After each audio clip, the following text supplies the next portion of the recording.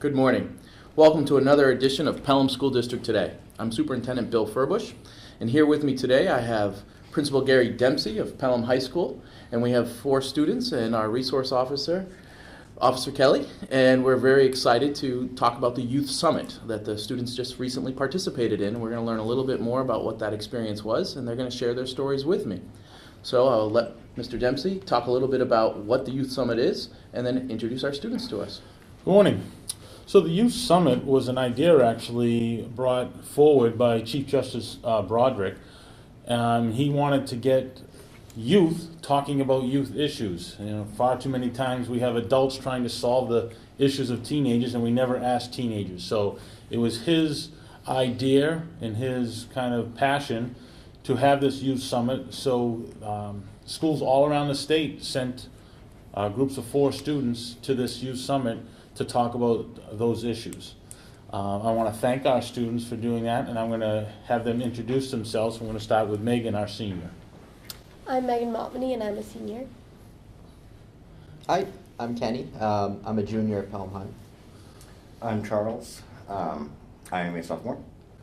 Hi, I'm Shaylin Bonaparte, and I am a freshman.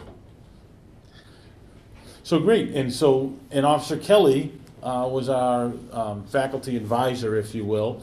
The schools had to select an adult to go with the kids, and we thought it's a good idea. Officer Kelly is an integral part of our Pelham community, and I appreciate Officer Kelly taking the time to do that, and our students really appreciate it as well. I was happy to do it. Good. And so now if Mr. Furbush is going to ask some questions, we're going to have a conversation about the experience that teenagers had. Yeah, I'm so excited to learn a little bit more about this Youth Summit and your experiences, and we can get to share that with other people as well. So my understanding is the Youth Summit is really about student voices, and we really talk a lot about student voice and how important it is, because oftentimes we adults make decisions and we're like, well, what's your thoughts on it? And when do you get an opportunity to have these discussions? And so really, explain to me how the event was structured. I've heard that there was over 350 students present at this event. So anyone like to volunteer and tell me how it was structured? Sure. So it was structured in the way that we were all broken up into certain groups, and each student was assigned to a certain topic. It could be anything from sexuality to gender to all different types of topics that are a part of the problem. And so what we can do in these little groups is we're able to talk about our stories or hear other people's stories and try and get something from it to bring back to our communities. Nice. What did you think about when you were put in these groups, and one, were you able to select which group you were participate in? Unfortunately not. We were not able to select the group that we participated in. But it was very open and very, very friendly. Yeah. So a And great how- place to share. And were you able to hear some great stories or other stories and gain some of that insight from other schools and their experiences? Absolutely. We thought about, one of the places I went to was actually, what was it? It was something about mental illness. And it was all about how we can decrease the stigma of it so that way people are more likely to seek help. And so by doing that, it would be more open and actually be able to help people. Well, thank you. And a little bit later, I'm going to ask how are we going to use what you gained from this experience, because it's not just about your own growth and learning experience, but also how are we going to benefit everyone at the high school later on. So I'll talk about that. But first, who were the keynote speakers? Who were the keynote speakers, and what was their message? Anyone? Kristen Nunes spoke. Okay, now who's that? He is the state senator. Okay. Oh, Chris Sununu. I'm sorry. Yes. Yeah, he's the governor. I missed the name. Awesome. So you had the governor there present and opened up the youth summit for everyone? Very impressive. Do you remember what his message was, or what you took away from that? He read a letter from Jean Shaheen saying that it was really an honor to have the youth come together as a whole to speak about this issue, and that it's really important. It will be beneficial to the community as a whole. Nice. So there were 2 other speakers. It was Hannah Kearney, the Olympic gold medalist, and Jim Wahlberg, Mark Wahlberg's brother, who runs his kind of agency, right? So what were their speeches about? And what was your takeaway from them? You remember? For me, when Jim Wahlberg spoke, it was all about kind of encouraging youth and helping us realize that the event was something that was an honor to attend, but something that we had the opportunity to take a lot away from. So he was constantly reminding us to just take notes, to really soak in everything everybody says, and to remember that we all have a voice that should be used. Nice. I think one of the biggest takeaways I got from the governor was he said, don't rely on the government to do everything, to fix everything. He said, he said, I can go back to the State House today and authorize money for X, Y, and Z, but really it takes all of us to make it happen, especially the youth. If it's a youth issue, it takes the youth to make it happen, truly to put it into motion. So I thought that was very powerful here. Yeah. Big part of it too, I started to notice, was that this is more about actual solutions and ways to efficiently use the resources and not just create more resources. Because like you said, you can just throw money at an issue and you still have the issue, it's just you're in debt. I liked how you put out that it wasn't just the sharing of the stories, but also solution oriented. Yes. Which is great, which is what you'd hope that you'd come away with, is some ideas on how to make it better. And I'm glad that the governor empowered you to say, look, you have a responsibility, and we forget that youth have a great responsibility to make their world a better place too. So I'm glad that you participated and got that message. We talked a little bit about some of the breakout sessions. Anyone else want to talk a little bit about a session that they went to or a group that they attended? I attended 3 different groups, one of which was about gender and sexuality, another one that was about drug abuse and alcohol abuse, and then the last one was about like the pressure for success. And something that I noticed that a lot of students talked about was when there was an issue that they noticed at their school, they would make a club for it. And I know that our school has the opportunity for students to make their own clubs if they find an advisor and if they speak to Mr. Dempsey about it, but I feel like not a lot of students know that it's really an option, or if they do, they're kind of scared to take that approach on it. So I think it'd be really cool if we got the message out to other students that they're more than welcome to create clubs about something that they're passionate about, to not only bring awareness, but to help everyone realize that they do have a place in the school.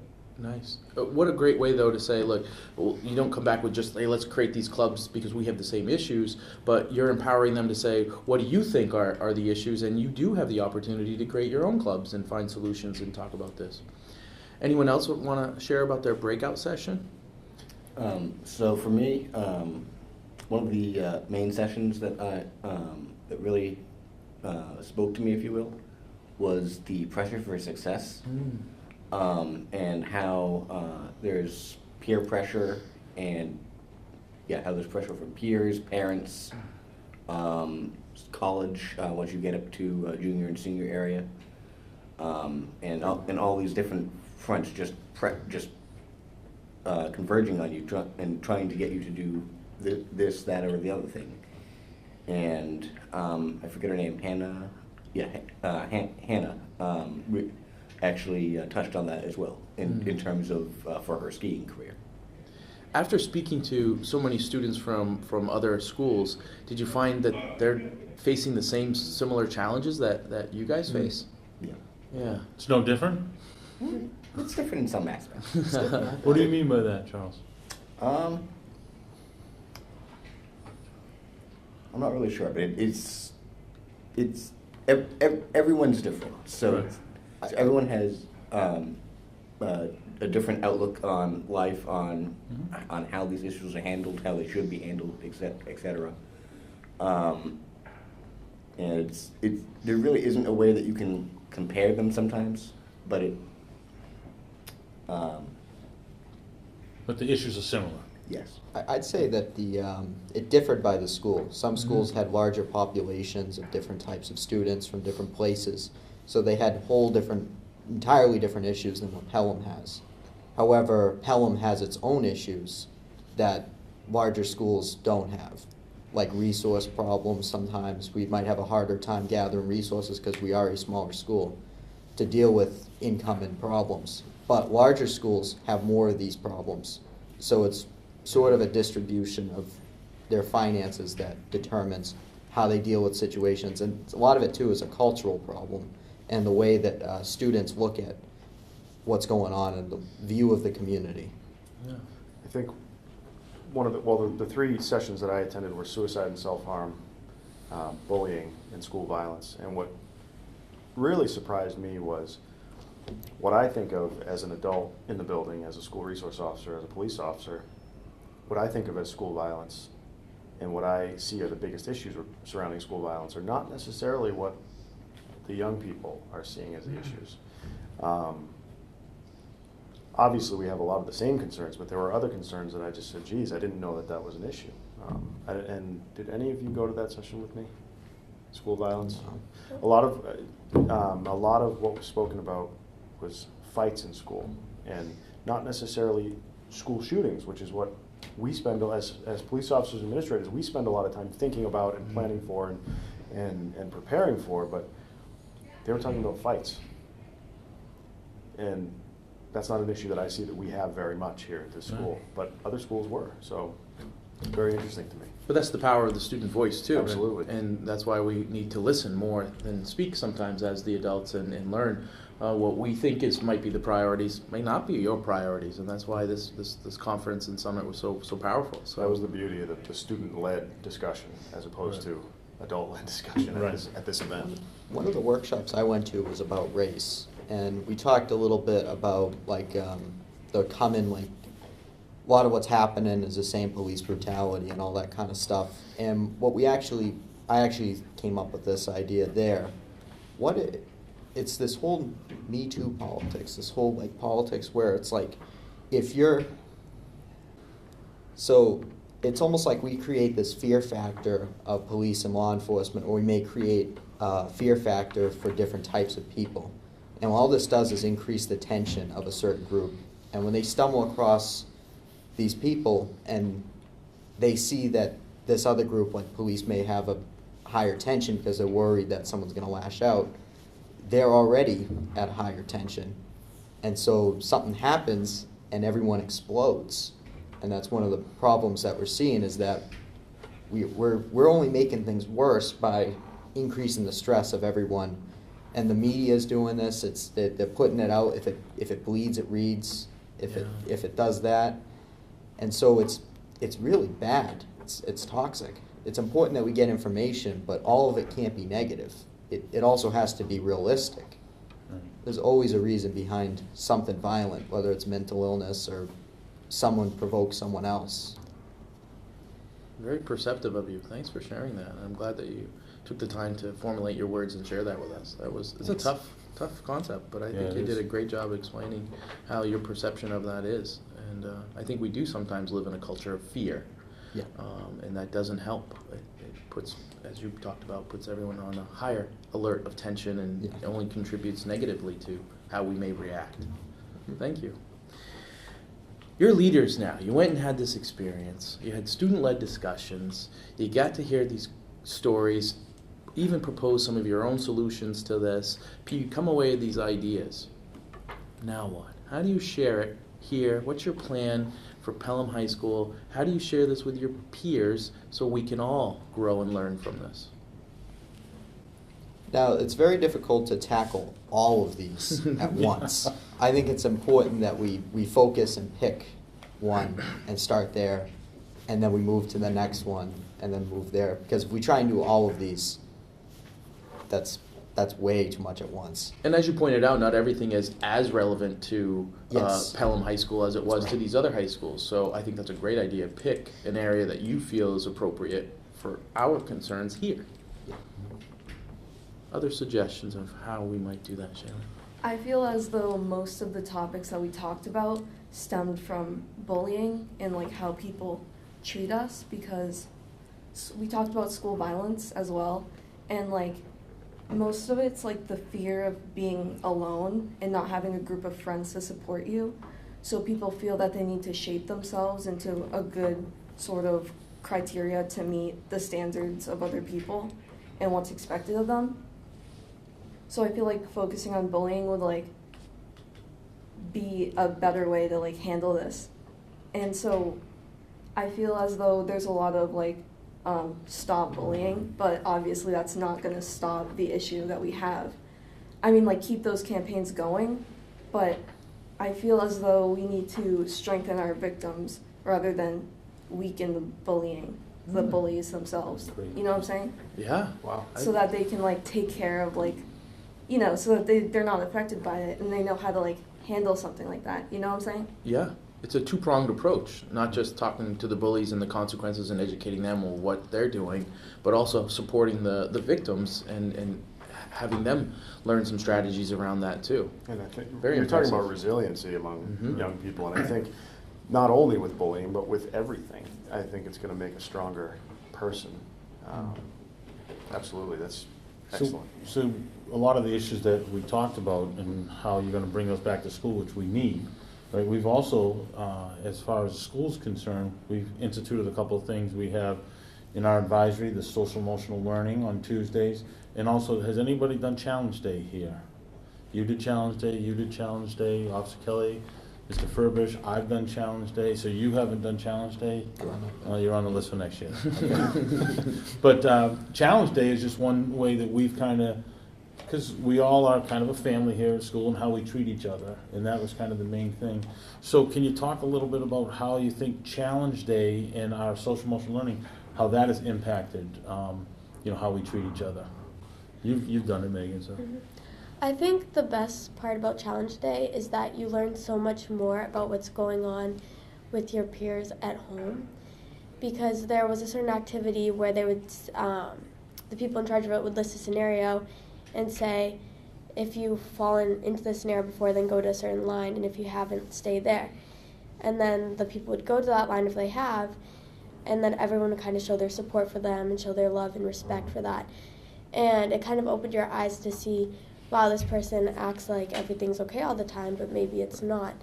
And I think that the best thing about Challenge Day is it kind of reminds you to constantly be checking up on your friends, to say hi to people that you know in the hallways, to show them just that you care, and to also remind people that they can always rely on you and count on you. And then something else that I really liked about Challenge Day was at the end, the people in charge of it said, if there's anyone in here that you've had any problems with that you haven't necessarily resolved, or if you have someone that you'd like to say sorry to about something, then go on and do that.